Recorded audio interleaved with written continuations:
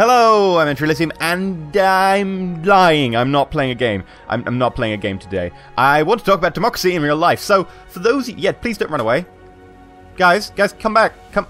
Oh, well. Those of you in the UK, anyone outside the UK, you can probably run away now. Those of you in the UK, there is an election tomorrow. The election that will kind of determine a lot of things for the next 5 years. And you'll be like, well, I don't care about politics. A lot of people say that, right? A lot of people don't care about politics. But the problem is... politics is everything. Politics is the price you pay for your food, your video games, what video games are allowed, what... everything. Like, politics is everything. How much tax you pay, if you don't pay tax, fine. How much you pay to go to university, what education you get offered in secondary school, etc. Politics is everything. So, being like, well, politics doesn't affect me, no. Well, I'm not interested in politics. Well, you should be, it affects you.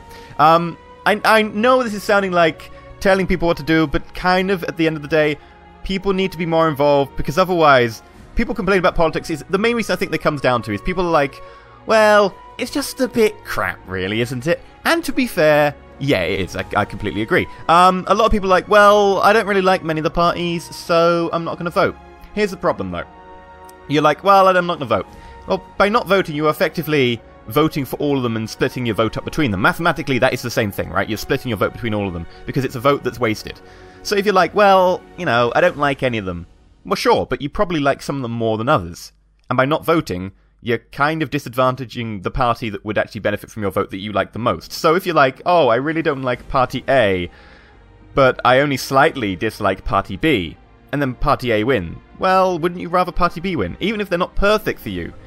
And the problem with this is that it means that everyone sort of clusters into this tight bit in the middle, and is like, yeah, we're fighting for all the same votes. And it's like, well, why doesn't anyone go to the extreme left or anything? Or it's like, oh, yeah, they don't vote, so it doesn't matter to us. And here's the thing. Political parties will always, like, make policies and pander towards people who vote. Because why would they pander towards someone who doesn't vote? It would be pointless to them. Like, you could make the most benevolent party ever, but if none of the people would vote for them, they wouldn't exist. They wouldn't happen. They would just be like a footnote in propaganda somewhere. So, you kind of should vote even if you don't fully 100% agree with a party. Like, you need to. It's kind of important. So mathematically, if you don't vote, it's the same thing as voting for everyone. So what you should do is just find the party you like the most, even if you still dislike them, and vote for them. That would be a simple way of doing it. Otherwise, you should vote tactically and do complicated stuff like that. But, seriously, take part, because otherwise we're gonna have issues. Like, well, okay, let's find how this affects gaming. Okay, right, an example that just comes to mind is the Great Firewall of Britain that was put up to get rid of things to do with sex on the internet. It blocked a League of Legends update and made League of Legends unplayable for a day because it had something like Realm of something or other S. It had an S on the end of it, .exe in the file name. One of the files had that. And it went S.ex. Sex. My god, this should be banned. And it blocked it. So yeah, that's the thing that actually happened. I'm not kidding. It sounds farcical. It is. But it actually happened. And that is because of a political decision affecting games. So that ties it into gaming. I mean, I don't really have to continue tying into gaming. It will affect everything throughout your life. But that's just one perfect example of how some idiocy affects gaming.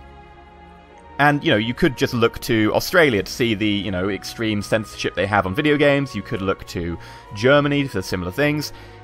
And then we can go outside of gaming and talk about things like, you know, the healthcare we enjoy, and the healthcare that I see a lot of Americans looking over at us and going, my god, you've got an amazing healthcare system. We wish we had that. Well, yeah, like, a number of parties want to demolish it, get rid of it, etc. And if you don't vote, and then it disappears, that's on you. Well, it's actually on the party that does it, but it would have been stopped. And people are like, well, my vote doesn't make a difference. In the last general election, if everybody who said, my vote doesn't make a difference, and who didn't vote, if you get everyone who didn't vote in the last general election, and you got them to vote for a made-up party, I could literally make up a party and go, we're going to call it the Elysian Empire. And if everyone who didn't vote voted for that party, they'd have won by quite a margin. It's shocking.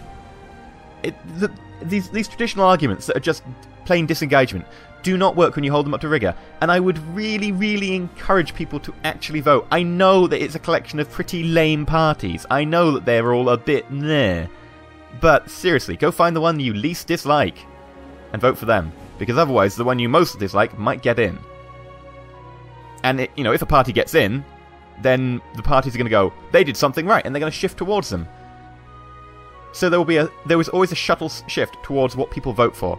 And if you don't vote because none of them appreciate you, none of them are the ones you want, then they're going to get further away from you. Which is how we've got to the stage we are with our current set of politics. So please, for the love of all that is holy, vote if you can. If you can't, vote next time.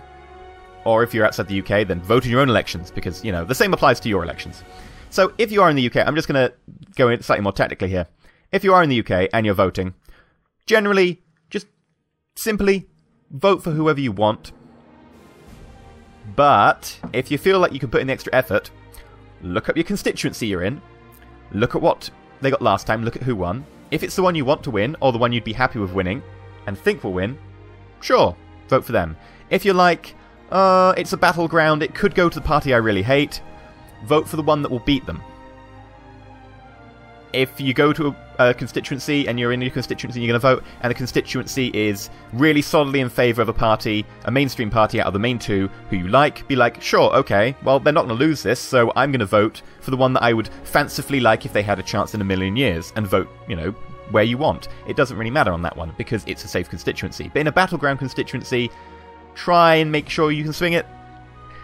It's a shame, but at the end of the day, that would be helpful. But that's just my view.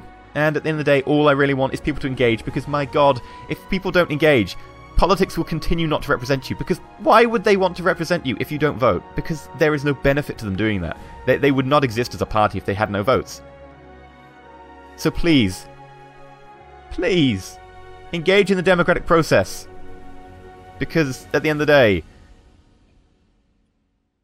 it's the only thing that can change it. Or I rise to power as a benevolent dictator and fix everything. That's the other option. So, vote Elysium and stay shiny.